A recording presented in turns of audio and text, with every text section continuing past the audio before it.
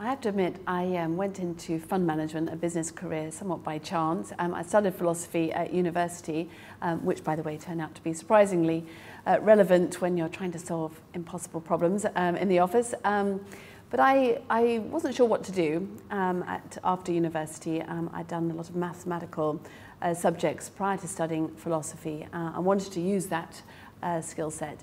But really it was that I met people through applying for a number of merchant banks at the time, and like the people that I met, I engaged with them. I could see myself doing the job.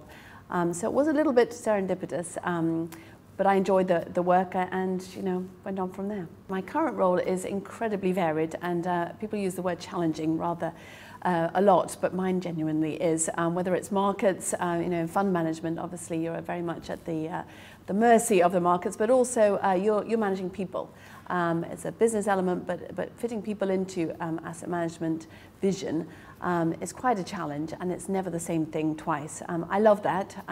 Sometimes I go home at night somewhat exhausted from dealing with it, but it's always stimulating, and I love working with the people that I'm surrounded by.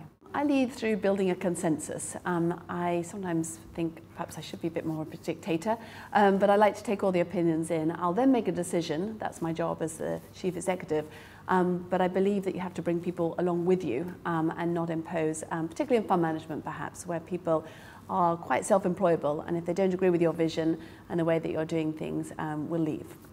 I think the fund management industry is going to go through a lot of change in the next 10 years. I think we're in the aftermath, obviously, of the financial crisis, when a lot of our clients were disappointed with returns. They were disappointed with the volatility of the returns, and there were risks that they didn't know they had before markets went down and then up again. I think a lot of clients are revisiting what they're expecting from their fund managers. And I think there's a lot of pressure, obviously, from the regulators for us to be very transparent on everything from fees to how we oversee ourselves as a business. I think that a lot of fund managers are responding well to that and are being very open and are thinking very carefully about how to position not just themselves in a business context, but their character, their culture. But others are perhaps having to be dragged into what I think will be quite a different environment over the next decade. The best career advice I ever received was probably from one of my bosses, actually Stuart Newton, when I joined Newton, and he had hired me. And he was very supportive and very encouraging, really, about the ability to do things that you might not think you have it within you to do. And I try to share that with other people as well. I think that women particularly, although that again might be a little bit of an over generalization, but women sometimes do hold themselves back by agonizing about the things that they're not too confident about doing.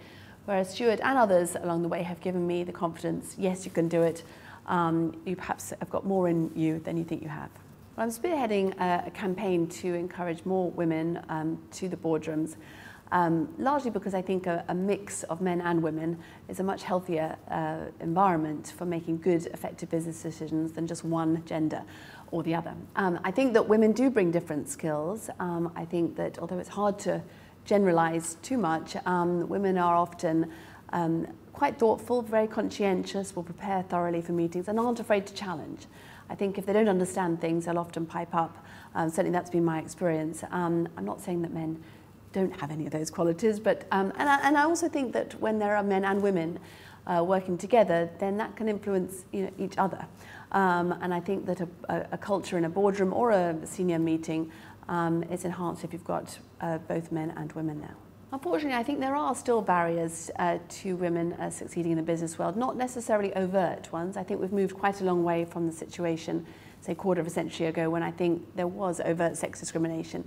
But I think a very much harder thing to overcome is unconscious bias, when people recruit in their own image and they get used to a way of working. And I sometimes think as well that women make barriers for ourselves, and we don't necessarily, it's going to perhaps sound strange, but scheme and plot a career in the way that sometimes men might be doing.